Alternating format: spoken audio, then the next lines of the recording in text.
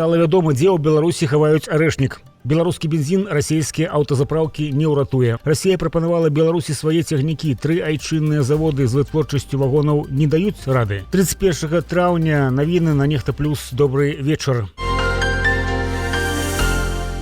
Вызначанае месца, дзе Беларусь схавала арэшнік. Да прыёму воінскіх грузаў была падрыхтаваная тэрыторыя былой авіябазы Крычаў-6. Там пад выглядам лагістычнага цэнтру стварылі пад'язныя шляхі, пабудавалі мабільную пагрузачна-разгрузачную інфраструктуру, каб схавана непублічна удалечыні ад вялікіх станцыйных пляцовак апрацоўваць саставы, выключаючы прысутнасць пабочных асобаў. Напрыканцы снежня 2025 года туды прыбыў буйны воінскі эшалон з РФ. Адпраўка яго ажыццяўлялася са станцыі Капусцін-Яр Паволжскай чыгункі, раён, які звязаны з расійскай выпрабавальнай інфраструктурай. Там, нагадаем, і праводзіла вучэнні Мінабароны РФ з выкарыстаннем ядзернай зброі. Выбар станцыі прызначэння не выпадковы, лічуць аўтары расследавання з супольнасці чыгуначнікаў Беларусі. Крычаў-1 магілёўскай чыгункі з'яўляецца найбліжэйшым пунктам да авіябазы Крычаў-6. Адпраўнікам грузу пазначаны 4-й дзяржаўны цэнтральны міжвідавы палігон вайсковай часткі нумар 15644 Капусцін-Яр, які размешчаны ў горадзе Знаменск Астраханскай вобласці. Атрымальнікам стала ўпраўленне ваенных зносінаў узброеных сілаў Рэспублікі Беларусь. Гэта адмысловы орган Міністэрства абароны, які адказвае за планаванне, арганізацыю і каардынацыю перасоўвання ўсіх ваенных грузаў чыгуначным, марскім, рачным і паветраным транспартам.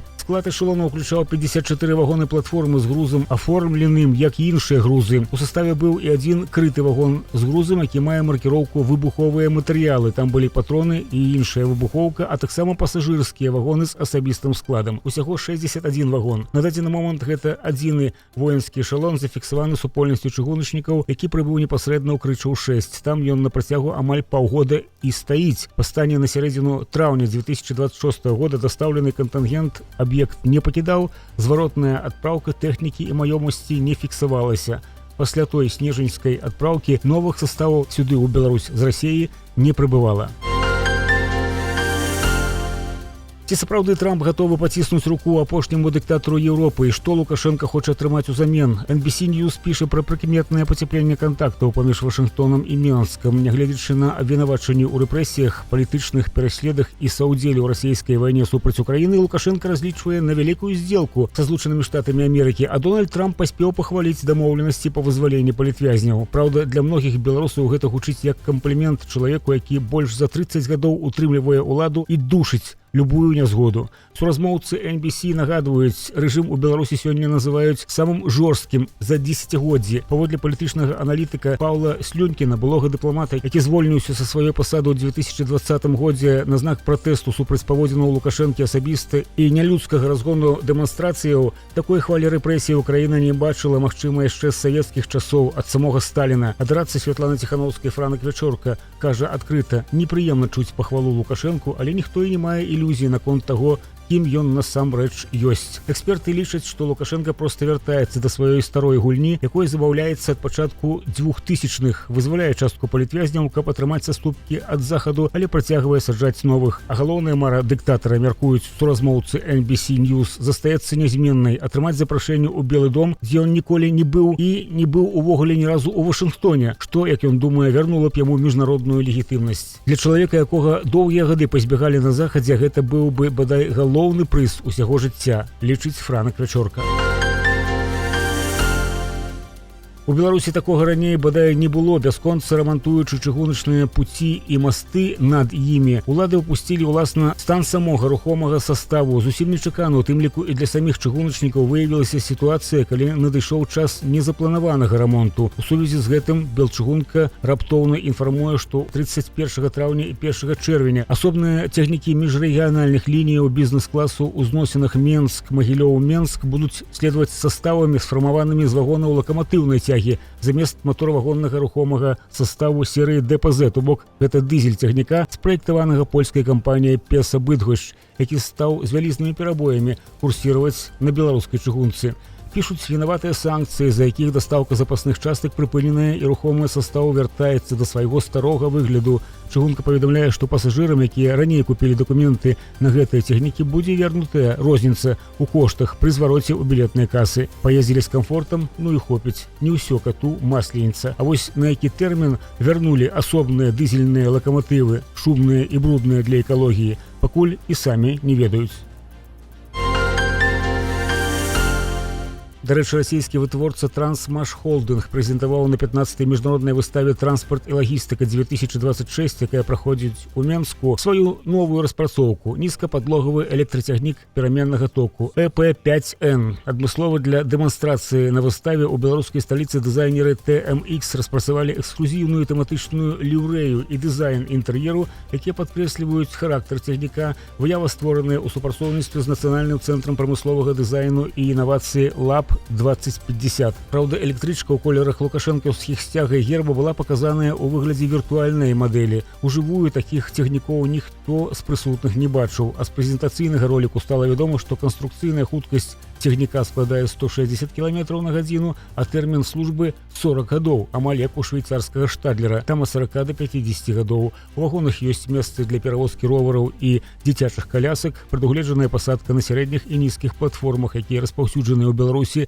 Унутры шырокія дзвярныя праёмы і герметычныя міжвагонныя пераходы, а таксама LCD-экраны, табло, Wi-Fi і ладаваркі пад кожным сядзеннем. Ёсць таксама дзе падсцілкаваць і электрасамакат. А ў сучасных санвузлах прадугледжаныя нават пеленальныя столікі. У складзе будуць усталяваныя сістэмы дыягностыкі тэхнічнага стану цягніка, сучасныя сістэмы відэаназірання і падліку пасажыраў. Усё гэта прыгожа, але, як кажуць, намацаць пакуль няма што. У метале цягніка не існуе. Вытворчасць плануецца лакалізаваць у 2027 годзе на ташкенцкім заводзе. Але ж і ў самой Беларусі працуюць 3 асноўныя спецыялізаваныя заводы, якія вырабляюць і рухомы састаў, вагоны і трамваі, а таксама займаюцца іх рамонтам і мадэрнізацыі. Праўда, хваліцца пакуль няма чым. Ні новых распрацовак, ні паспяховых мадэрнізацыяў.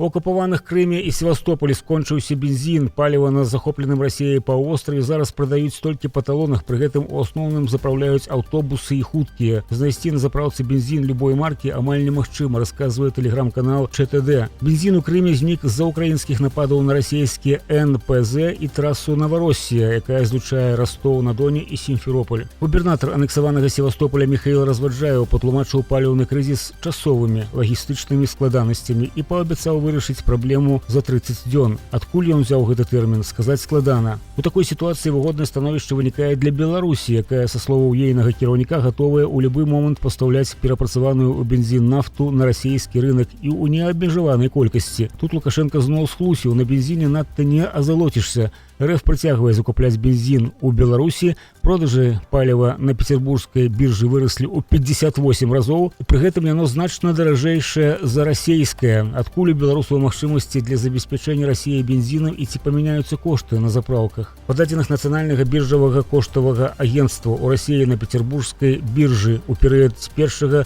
до 22 траўня было рэалізавана 17,34 тысячы тонн бензіну з беларускіх НПЗ. Гэта адразу у 58 разоў больш, чым за аналагічны леташні перыяд. Асноўны аб'ём імпарту прыпадае на самы масавы гатунак АІ-92. Беларускае паліва 25 траўня прадавалася па кошце да 97,5 тысяч рублёў за тонну, а расійскі АІ-92 у той жа дзень каштаваў каля 66,5 тысяч рублёў. Даражэй на 46%, піша аглядальніца парталу «Нафта і капітал» Марыя Сакалова. Але разавыя воплескі яшчэ не гарантыя стабільных паставак. Зыходзячы з дадзеных Петрамаркета, фактычным спажыванне бензіну ў Расіі травеньскія пастаўкі з беларускіх НПЗ пакрываюць толькі 0,8% ад штомесячнага попыту. У выніку Менск атрымлівае сыравіну па зніжаных коштах, але ўзамен адмаўляецца ад імпарту сырой нафты. Прадаваць за мяжу можна толькі прадукты перапрацоўкі. Зыходзячы з гэтага, Беларусь валодае патэнцыялам паставак у РФ да 2 мільёнаў тонн бензіну ў год.